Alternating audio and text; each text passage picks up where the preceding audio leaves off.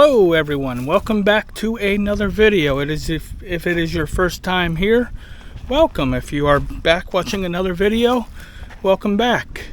Today we are doing a video of the Pelican bass raider with the mud motor on it. You'll have to forgive me for my voice. I'm just getting over a cold or a flu, or I don't know what the heck I had, but it was bad.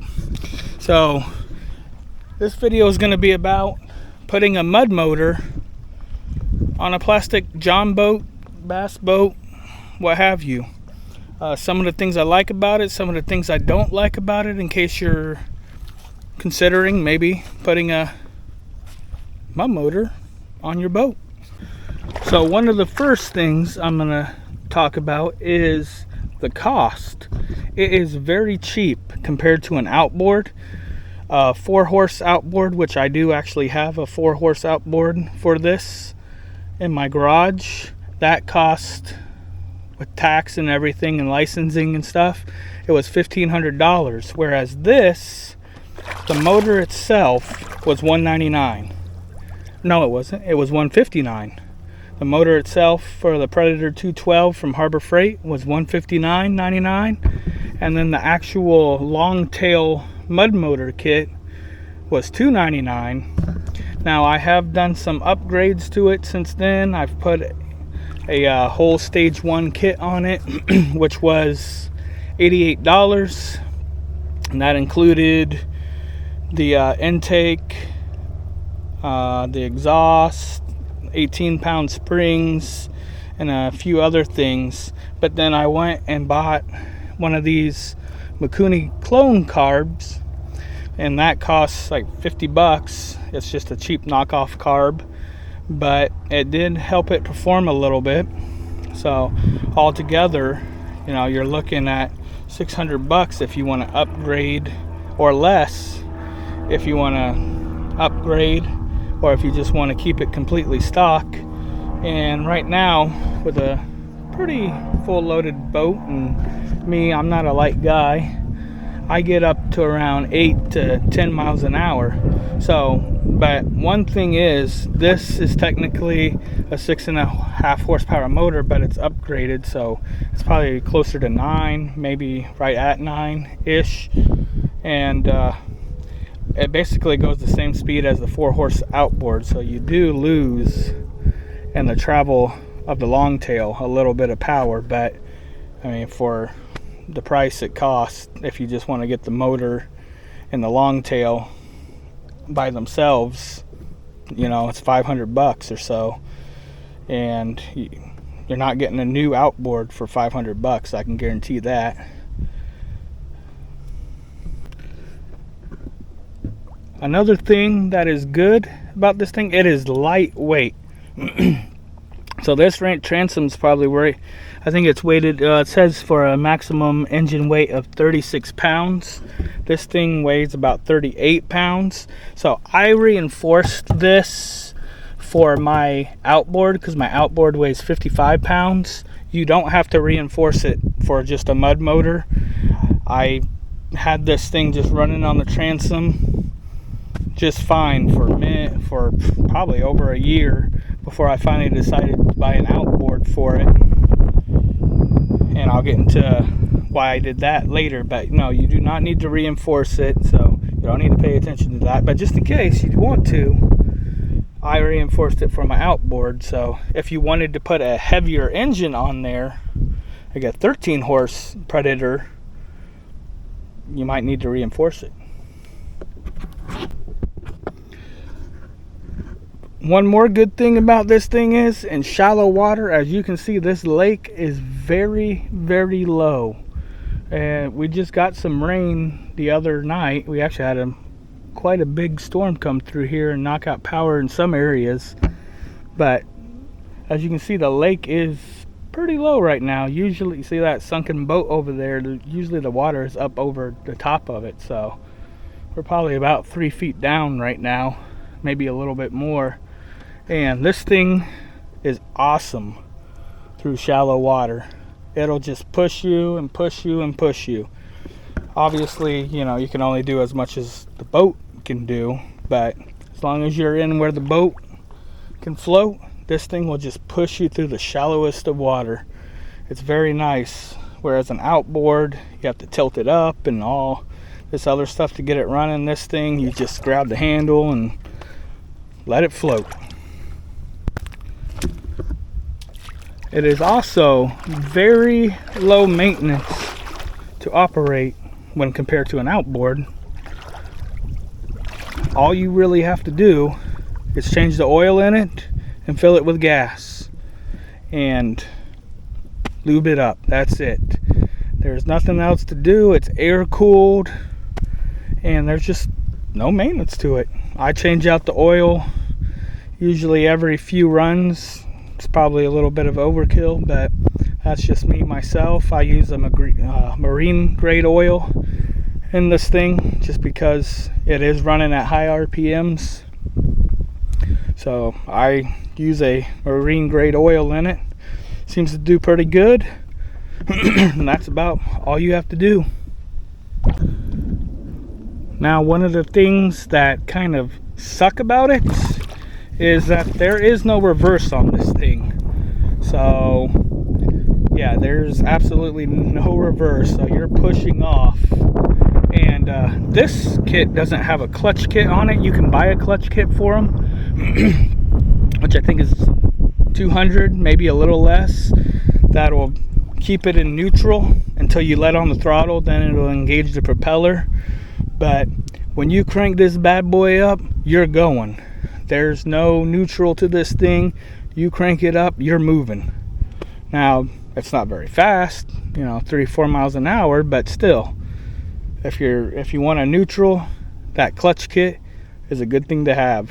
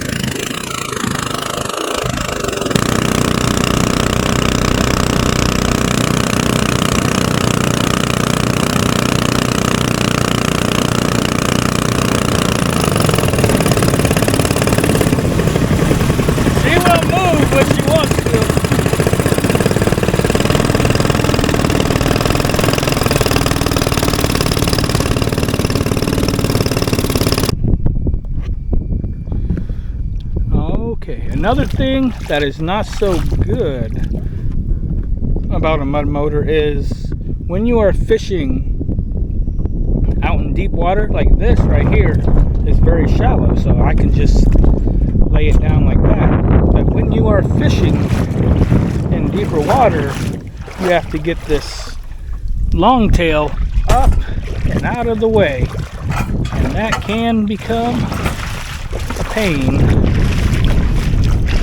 sometimes. Just like this. I can't even do it one-handed. That up and out of the way just like that. It's not a big deal when you're fishing because it is out of the way, but it can just be a pain sometimes, which is another reason why I bought the outboard, was because then I could just let it sit there. That became annoying to me after a while. Of course, I still do use the longtail, just like today. I switch back and forth between them. Just because the water is so shallow today, I decided to put the longtail on. But that is something that can get annoying after a while. The next thing I'm going to talk about here is setup and disassembly. Now, this may not apply to everyone. This is just me. I do not transport this thing with the motor attached to the boat. I go through a lot of bumps, even though I only live mile and a half from this lake. It's a very bumpy road. They're doing a lot of construction on it. And I just do not trust it to sit up there all together and not fall off, or I guess it won't fall off, but you guys know what I mean, not do damage to the boat. So I take it off and transport it inside the boat every time. I got a video of me assembling it right here, so just that's something to look out for, because if you don't want to transport it, you will have to break it down and put it back up every time. Now this one here, I actually got a 2-piece, so you can actually take it apart. This will come off here and this will break in half, but it's more of a pain than it's worth. They make a 1-piece too. I would just suggest getting the 1-piece, because the 2-piece, really, they say you can take it apart, but it's more of a pain than it needs to be.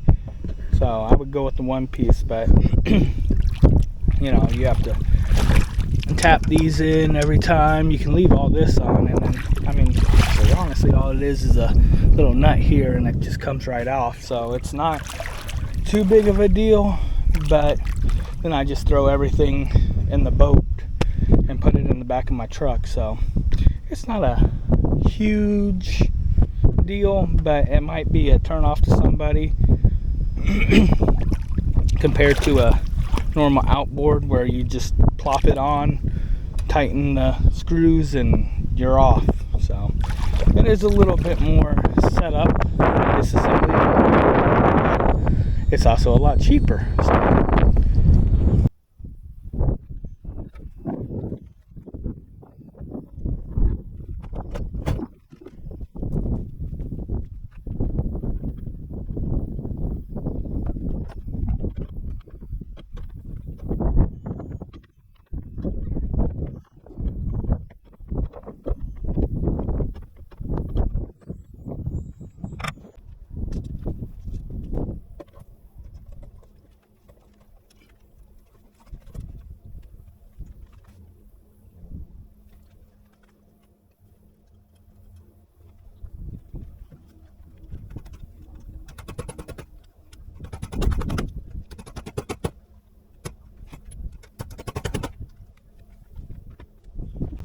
Well, let's see if we can't catch some fish today while we're out here.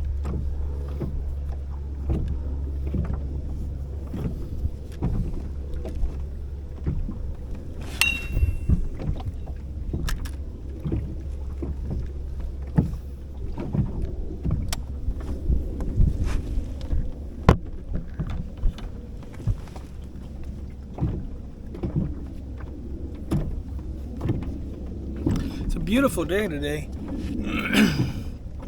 It's been in the hundreds lately, but today, what's today? Right now it's 87 degrees. It is just wonderful out here.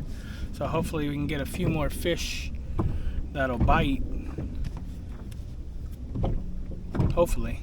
Now I'm by no means a professional fisherman. I wouldn't even consider myself an amateur fisherman. I don't know any of the latest stuff or anything. I just am a guy that likes to come out here, fish, show you guys about my little tiny boat here, motors.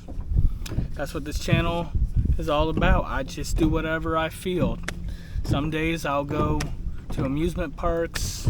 Some days I'll just go on nice long drives, and some days I'll do boat stuff. So if you guys like random stuff that has doing whatever you feel, that's definitely this channel. Man, it is so nice today. Alright, I'll bring you guys back if anything bites.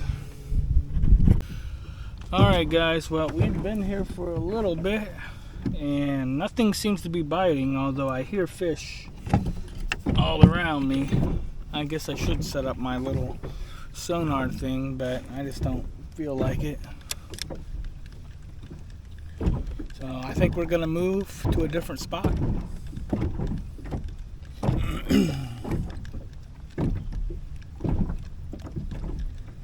Oh, something stole my bait. Look at that. Well, that's alright. We're just gonna move to a different spot real quick. See if we can catch something else over there. Either that or the bait fell off. One of the two. I don't know.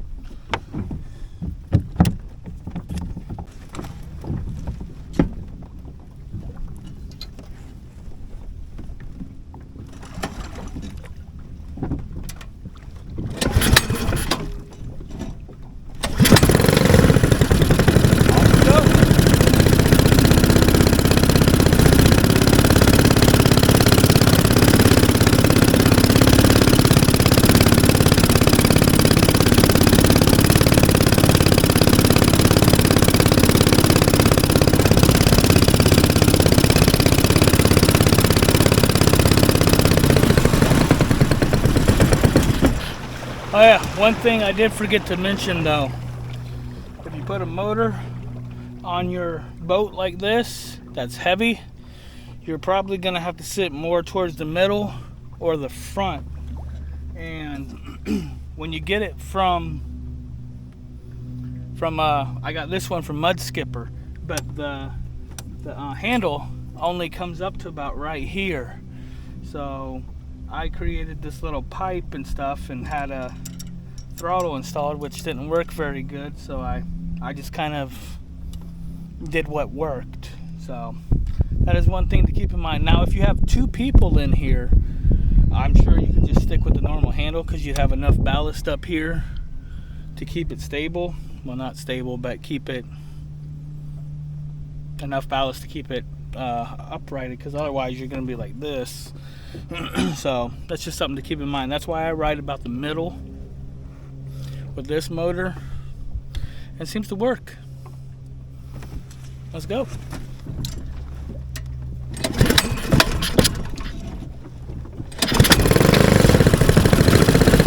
Second pull.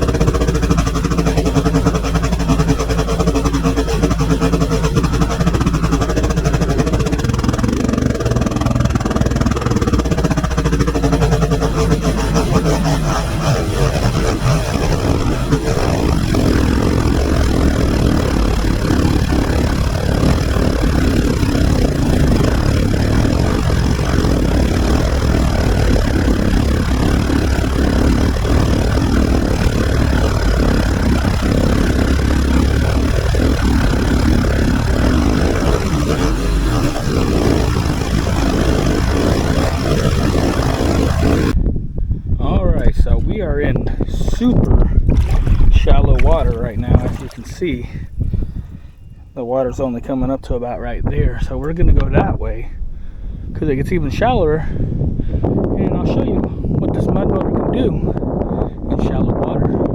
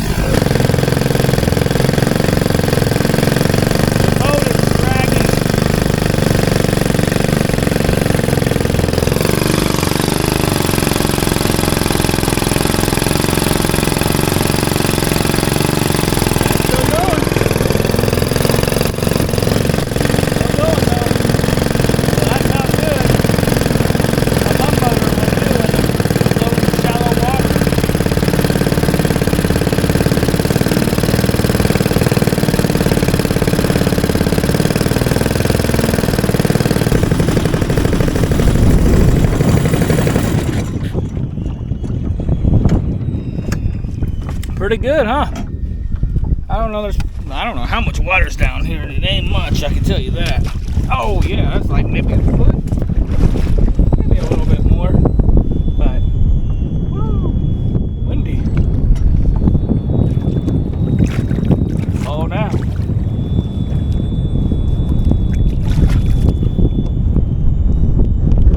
Definitely ain't much water out here, but my motor's pretty awesome.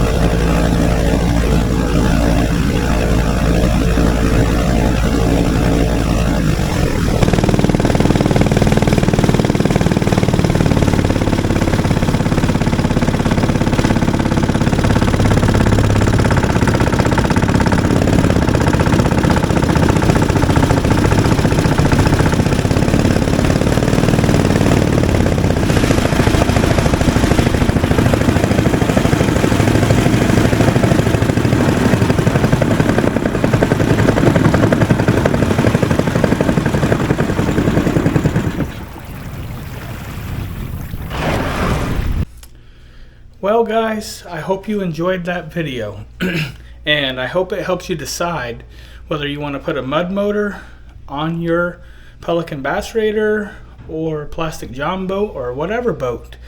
The next video I do is probably going to be with the outboard. I'm going to throw that on there. I'm going to do a little bit of comparison on the two and see, in my opinion, which one is better, if one's better than the other, or they're both equally the same. Me personally, I think they're both equally the same. They both have their goods and they both have their bads, so it just all depends on your preference. So guys, until the next one, keep watching and I'll see you later.